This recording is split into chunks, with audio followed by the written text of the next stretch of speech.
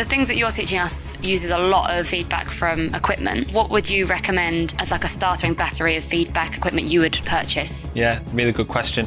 You do videos based on watching other training methods. Are there 3 athletes that you could name that you look at and you think, maybe I could improve them? Oh, that's a good one, that. It's slightly controversial. Hello, everybody. Welcome to the Boxing Science Podcast. In this episode, we're going to be doing a Q&A session with a little bit of a twist. We're going to be doing this with our participants on our recent Ultimate Strength, Speed and Power workshop that we hosted at the Boxing Science Performance Centre. The guys threw a range of different questions at me around adapting to individual characteristics within a group session, adapting the boxing science training methods into different training environments. We're lucky to have a fantastic range of kit so we can assess different aspects of performance, but we do have an understanding a lot of coaches and athletes have limited facilities. So this is a fantastic question, like go into detail on how you can adapt our methods into any training environment.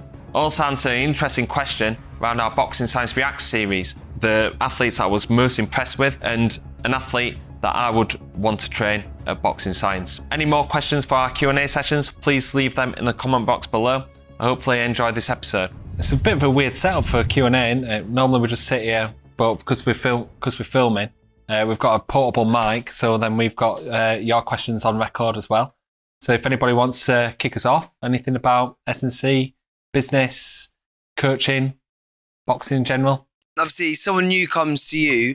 What's your kind of protocol for assessing them? Yeah, so from like obviously the strength, fitness, performance. What is the whole kind of layout? How do you structure that? Yeah, so we've got the Boxing Science testing battery, which analyzes their movement, their speed, their strength, their power. Also, we have an assessment for estimating punch force and punching speed, and then we work on their high intensity fitness. So if I take you through the full testing battery, the movement is like an overhead squat. And now with movement assessments, you can kind of get bogged down with like FMS and loads of different like physio screening activities. But when you do physio screening activities, it highlights like quite a lot of problems. The problems arise if you're really looking for them. With the overhead squat, you kind of get a lot of the answers through that as well. If an athlete has got an injury or something like that, I would refer them to physio, to a physio screening. Thing is with physio screening as well, it's quite subjective and it's to the trained eye. So that's why I put them up towards physio. So like with overhead squat, I can get a good gauge of, are they imbalanced between left and right? Are they tight in their shoulders? Are they tight in their hips? Also do a single leg squat to stand assessment as well. So you can see the imbalances between left and right, low limb, but also through the trunk rotation as well. That gives us a good indication there. And then we've got our jump assessments, so something that we're going to be doing this weekend, the reactive strength index. So that's a 10x5 pogo hop, assessing their ability to produce force and flight time, how quickly they can absorb that and reproduce that force through the contact time as well. So not only do we take what we call reactive strength index, RSI, we also look at in detail what they actually need to work on. Do they need to work on the flight time? So that's like basically the ability to produce force, or do we need to work on the contact time, the ability to control that force, absorb it, and then reproduce it. Then we've got counter movement jump and squat jump, which is assessment of lower body impulse. Then we work onto their strength profile, so something that you did earlier, the load velocity profile, seeing how they deal when they're stepping up in terms of weight load, see what kind of strength athlete are they. Are they fast but not that strong, or are they strong but need to work on their speed? And this can really look at and help us analyse their performance and tell them exactly what they need to work on. What are their strengths? Do we work towards them strengths? Look at their areas for improvement and work on them weaknesses. Then we do the landmine punch throw test, which is assessing their ability to produce force and speed through punch-specific action. Start off with a med ball throw, but we've adapted that just because you're getting better feedback, you're more accurate with the med ball punch throw, with the trajectory of it. So some people might throw it more forceful, but because they haven't got the trajectory right and the throw, might not get as much distance. And also when they throw it and they throw it long, we're trying to see where it lands. So with a landmine punch throw, it's much more controlled, much more data driven as well. And also we can create like load velocity profiles. So we look at whether they're fast with a lighter weight and seeing how they kind of maintain that towards a heavier weight as well. Then we work on like kind of core assessments. So we'll do the prone and supine holds. We used to do it with the lateral holds, where we're seeing left and right obliques, But we found that were quite a stressful position. It's quite hard for them to actually maintain that position. And also we didn't really assess like maximum force and intent. So that's why we're now looking towards doing rotational isometric testing. That will give us a bigger insight to how strong they are in their obliques. Then we work on some fitness, and there's various fitness tests that we do. A lactate profile, which is a bit like boxing, where it's 3 minutes on, 1 minute off. We start them from 9 kilometers an hour or 10. And then after each 3 minutes, they have a rest. We take their blood lactate, we take their heart rate, we take their RP, the rate of perceived exertion. So how their heart rate's like kind of responding, cardiovascular fitness, how the muscles are responding towards that increased intensity. Do they require more like kind of lactate to be able to perform? And then what their rate in perceived exertion is, how hard they're finding it. Okay, so start that around about 10. We increase it by 1 kilometer an hour each time. And each stage, what we'll see is an increase in heart rate, an increase in lactate, and also that trend in lactate as well. So then we can profile them a little bit like the load velocity profile, where we're seeing is an athlete more high intensity based, or they're more endurance based, or they're hybrid of the two. And then we've got a 30-15, which is a little bit like a bleep test, where it's working on their high intensity capabilities, basically the max effort. Then also we've started doing a 30-second wing gait on the air bike. So 30-second all-out effort to just see what their maximum intensive fitness is like. So yeah, that's about an overview of And then just quickly, then how do you then discuss with the coaches? I can imagine that must be quite a difficult thing, like this guy's really say hypermobilized, really tight, needs to do this, but really needs to like be specific with his, say, anaerobic like threshold training. How do you get that across to coaches who are very much could be locked in that old school method of he needs to run more if he's unfit? Like how would that conversation go? It's obviously it's all individualized, whether how much a coach actually engages with it. Most coaches look for feedback, but they won't want like it in full 100% detail. Maybe like explain a little bit like what the athlete is in front of them. So I've had to just talk with the coach and say like, right, this is what lactate profile is.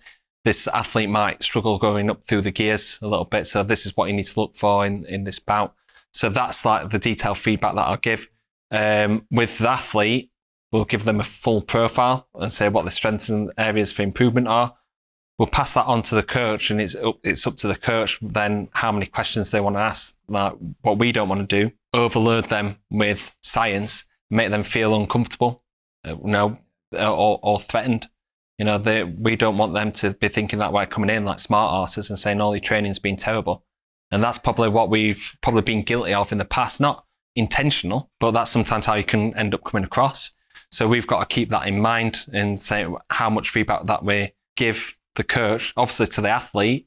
We say, right, these are your strengths, these areas for improvement, this is exactly how we're going to do it. And then obviously tracking their changes as well, and making sure that the coach is in the loop in terms of like, if they're hitting the numbers and they're hitting the personal bests, that's great. And if they're a little bit behind, they need to know that as well. So yeah, it's about gauging what that coach wants to do and how much information that they actually want to know, but still getting the important information across. I have this situation. I have two very different boxers, and one might be very explosive, but and carries strength with the explosiveness, but won't carry it into the later rounds. While I have another boxer who's not quite as explosive in the beginning, but he successfully carries the power through the rounds. So it's like, how do I adjust it? What do I look for in a specific training set for each individual boxer?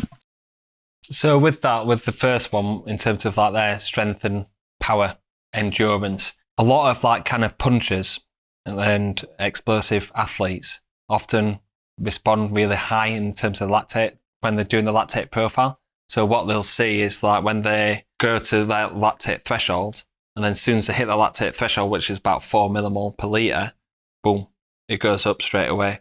So what they need to do, they need to be exposed to them high amounts of lactate to be able to tolerate it, but then also to control it as well. Your 30-second max out sprints on the air bike, which you'll have experienced before when we've been doing the course at the other course that we do. That is the ability to work at them really, really high lactates. You need to expose the body towards that so they know what that feeling is. And that's the main thing, is perception of it. Because if your boxer is going up towards them high lactates, naturally, no matter how much training they'll do, they might end up going up towards them like kind of painful thresholds. And they need to be able to think like, right, I'm comfortable in the uncomfortable here. And then also muscle buffering capacity, which is being able to control it, the 2 minutes on, 3 minutes off, 12 second on, 48 second off, like repeated sprint training. And that's basically controlling that acidosis. So you're not seeing that, boom, that upward trend straight away. So that is probably a contributing factor to that athlete.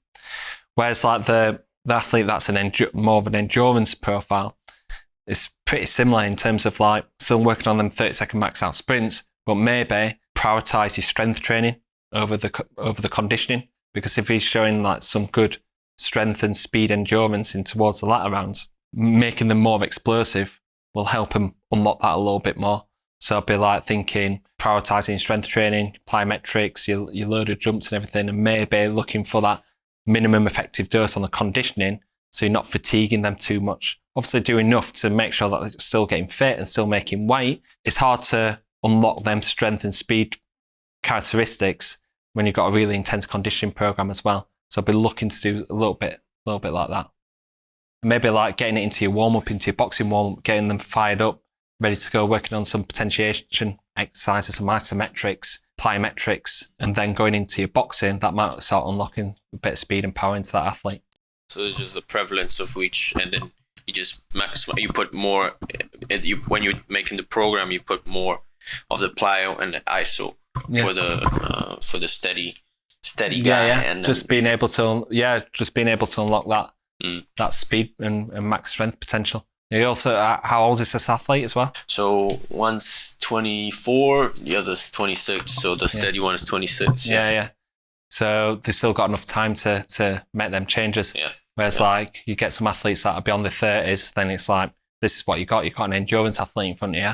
Work towards their strengths. When they're like in the 20s or younger, you've got them that time to start working with the physiology a little bit better. You do videos based on watching other training methods, and then you break down the exercises to say like whether they're good or bad. Yeah. So based on that, are there 3 athletes that you could name that you look at and you think maybe I could improve them for this reason or not? Oh, that's a good one, that. And it's also, it's slightly controversial. and also maybe like the opponent that they would face. So then that's your reason for maybe making that selection. Yeah, it's a good one. Should I just say 3 people that I was most impressed with in terms of the Reacts series, and then 3 people that I'm not as impressed? Okay, so all right, okay, I'll break it down like that. So Usyk, really, really good. Yeah, Usyk's training methods are really good. But then what we're really good about it as well is that when I broke it down, is that there was strong justifications for him to do it. So like, for example, I did CrossFit. Now, I wouldn't recommend CrossFit for boxing, but for Usyk, it was like, right, for him, he's probably taking up strength conditioning a little bit later on in his career. Is he going to maximize his strength and his explosiveness with all that training history? Probably not. But is he going to get some speed adaptations from that? Yeah. Is he going to get some high intensity adaptations from it? Yeah, he is. With his running, you don't hardly ever see him like sprint training. So then you see he needs to find a way to explore them high intensity conditioning methods. So he does assault bike, he does CrossFit, he does upper body skier, he does rowing as well. And all these, like, I'd probably not do that with that athlete. For him, you can see what the justifications are with him. Javonte Davis surprised me as well. He had a really good mindset in terms of like longevity. Even though he's only young still, he's like thinking about looking after his body, doing strength conditioning for the right reasons. He's saying about how he never wants to get beaten because he hasn't put the work into training camp. So it's a little bit like what we have on the wall here, master the things that take no talent. When I see that, I think like, yeah, that's exactly a kind of athlete that you want to work with. Obviously, he's got like a few things going off outside the ring, but like in terms of his mindset, in terms of training, that seems pretty good. Bivol was like really, really good. Like his methods weren't like maximum strength training, but the specific strength training that he did was excellent. His rotational training, his punch specific training, everything like that. That was excellent. Who would I look at in the React series that I'd probably think like, if I worked with them, I could have the biggest impact? It'd probably be Ryan Garcia. He's long-limbed, he's powerful, he's explosive. A lot of his training is done in circuits, just beasting him, lighter loads. If you got him stronger and did it in the right way, you're looking at some athlete, because he is a brilliant athlete as it is. But if you're getting him under load, getting him moving in the right way, conditioning him in the right way, that's really important, because we're saying with Zach's athlete, he's got the power, but has he got that power endurance? Off the top of my head, I don't know whether he's stopped anybody in the latter rounds yet. He's always stopped people like kind of in the early rounds, and he hasn't really seemed to be able to go through the gears. I'm just thinking Luke Campbell, what round was that in? Mid rounds, yeah. Imagine if you getting him on the 30-second max out sprints, and with that explosiveness, that he can take that power from the first round through to the 12th. Looking at a really good athlete, and he's at the right age as well. So all them superstars that we're talking about, they're all past 30 years old and in the mid 30s. So it's like you're working with what you've got there and working towards their strengths and making them little tweaks. Whereas with Ryan Garcia, he got 24 years old. He's got a fantastic genetic profile. He's already got really good physical characteristics that you can just throw loads at, and you've got an incredible athlete in front of you. So when Tank beats him, you'll just give him a DM. Yeah, give him a DM. Yeah. Obviously, the things that you're teaching us uses a lot of feedback from equipment, but not everyone can start off with that level. What would you recommend as like a startering battery of a test you'd use, which you've gone through, but then the feedback equipment you would purchase to utilize with, say people who are on, say, normal gyms or amateur level before you even get into this higher level elite? Yeah, really good question. So with the jump testing, so we've obviously got the OptiJump there. The next best thing, well, obviously you've got other like jump mats and everything like that, but probably the cheapest thing that you can do is using My Jump app, which is on your phone. It's £10. Basically work out the contact time, flight time, and then when they contact again, and that gives you feedback in terms of like their jump height. So that's probably one. The other one is probably just getting some chalk and jumping as high as you can and touching. So when we used to do these workshops down in London, when we didn't have all the kit, that's literally what we did. It's like, right, jump up there, see how high you can reach. Can even do a sticker on the wall or something like that. So something as simple as that. We've got broad jumps that we can do. Get the cones out. Instead of looking to jump high, look to jump long.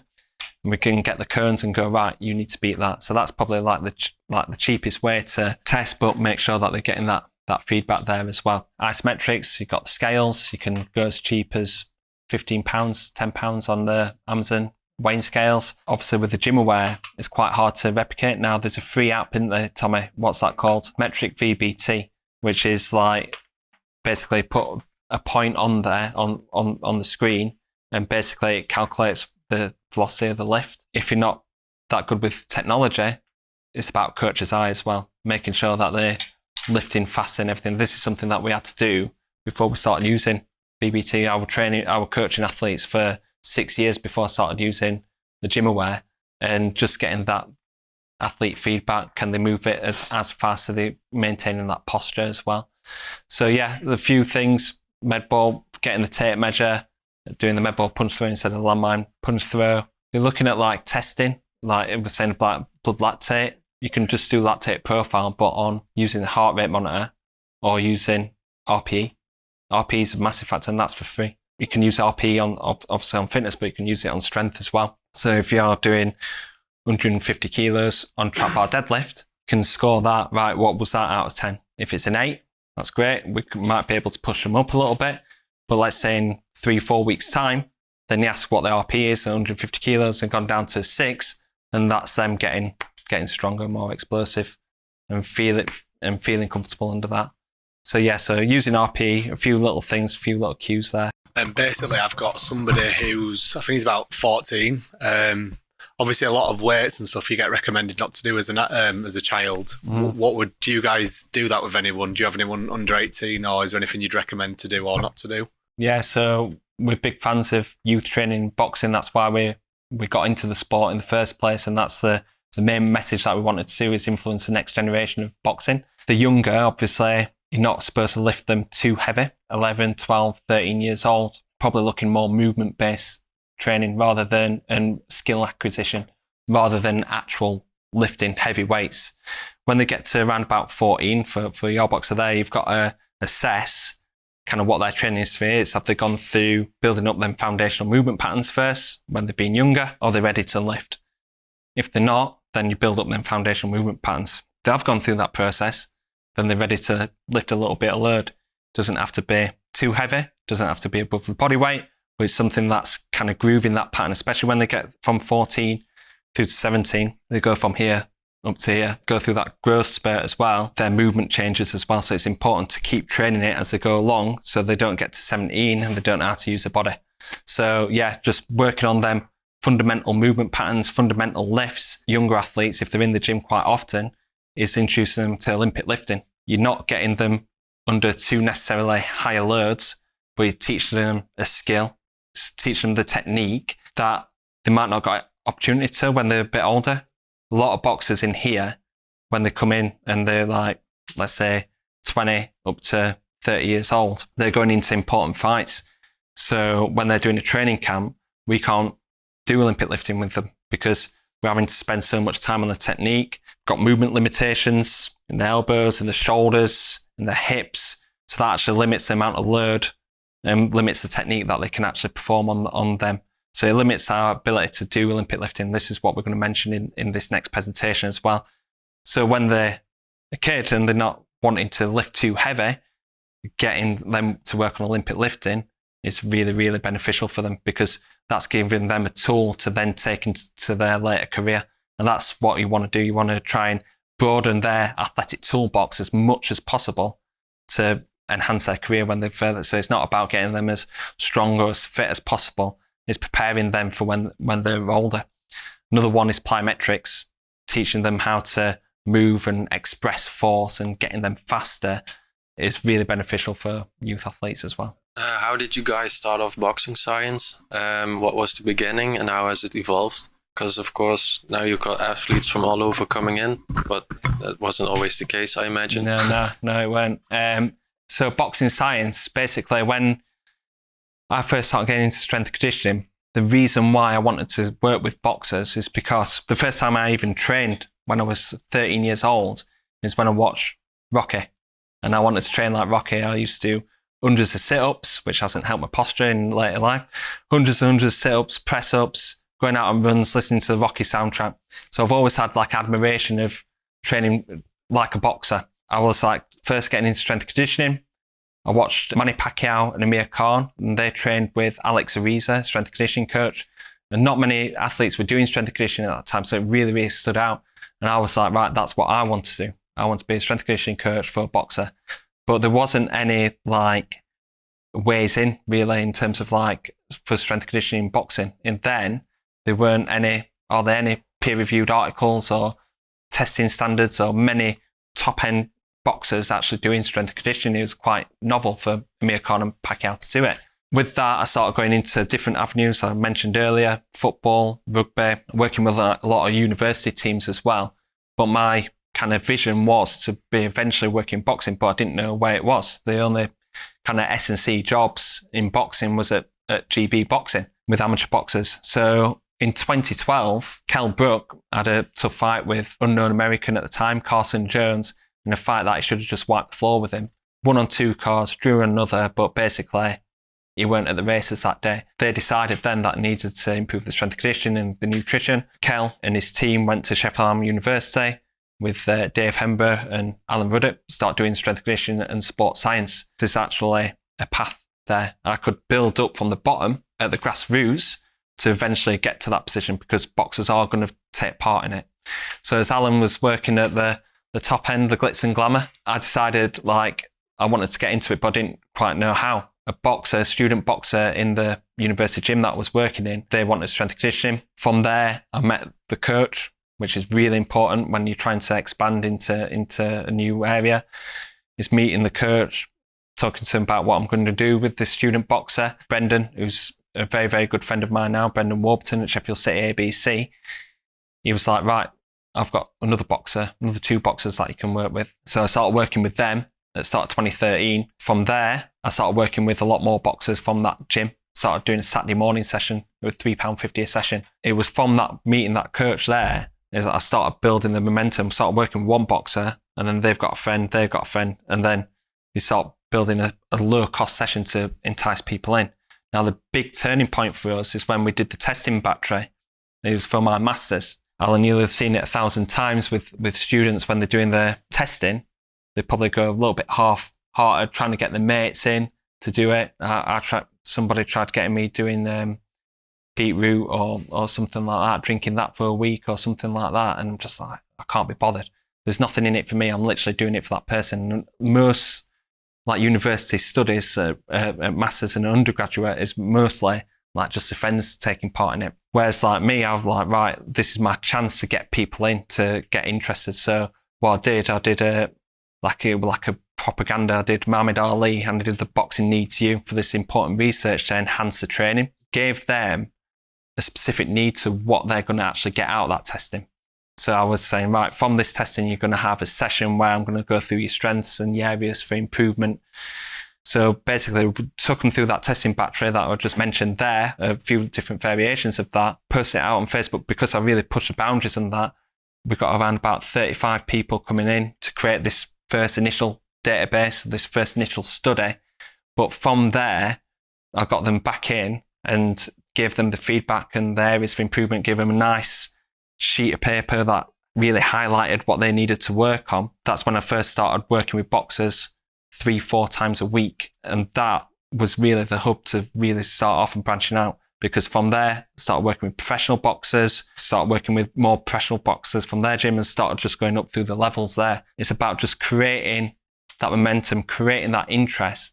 And to get people in for the first time, you've got to make sure that they're gaining something from that. We were like saying about the other day, weren't they, when the boxers were doing the testing for isometric holds and stuff like that. We need to give them a reason for why they need to take part in this, and giving them a low cost or free service, like a little bit like a taster, and then just keep building up from there.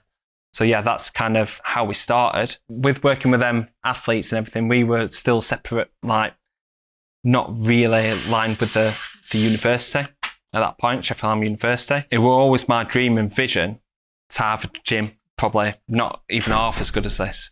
But what was holding me back was thinking about the costs of the equipment, because it says boxing science on the logo, not boxing training in my back garden or lift some dumbbells and everything. Even though I could do that, I needed to meet the demands of our reputation, our profile. I knew that would cost a lot of money. So at the start of the pandemic, I literally working with a handful of boxers, peaks and troughs with professional boxing. Sometimes you work with it really, really busy. Sometimes you have a dip. And at this point, I'm having a little bit of a dip, just going into the pandemic. And when, obviously, lockdown and everything, lost all my kind of income through the boxers.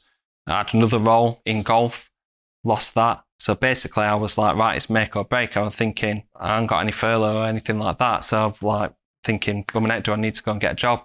But I thought, right, I'm going to maximize this as best as I can, give out as much kind of free content and really build my profile. So I like doing workouts every day and doing ways to adapt your training and stuff like that. We did a free webinar series. No, I was doing quite well in terms of my Instagram following at that point, of 20,000. But by the end of 2020, went from 20 to 100,000 followers. And then now we're on 200 and odd thousand followers with another boxing science page that's on 150,000 followers. And that was all from giving out free information. And a lot of people try and hold that back. They try and hold it back, keep the secrets, because if they think that they give it, they're not going to receive anything in return. But if you give as much as you can, there'll be a certain percentage that comes through in terms of your programming, through people walking through the door, wanting a testing session, coming onto courses like this. I feel like that was a very pivotal moment in terms of trajectory as a business, is start steadily going along over years. And then as soon as it hit that, it went through the roof. So within there, we thought, right, this is now the time that we can move into our own facility. That's where we started Boxing Science Performance Centre.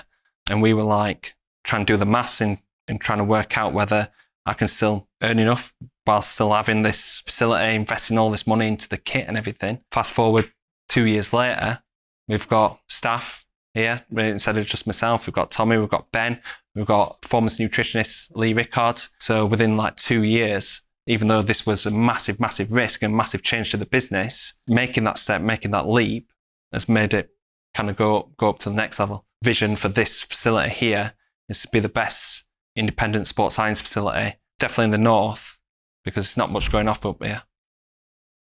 But hopefully one day in the UK. So thank you very much for watching or listening to the podcast. Before you leave, I'd like to ask a quick favour. Could you hit that subscribe button, hit the like button if you're on YouTube, and then if you're on Spotify or on Apple Podcasts, leave us a rating, hopefully a 5-star one. Give us some feedback on how we're doing. You know, what things that you want to see from the podcast, different guests that you want on, or if you've got a question that you want to ask, leave them in the comment box below.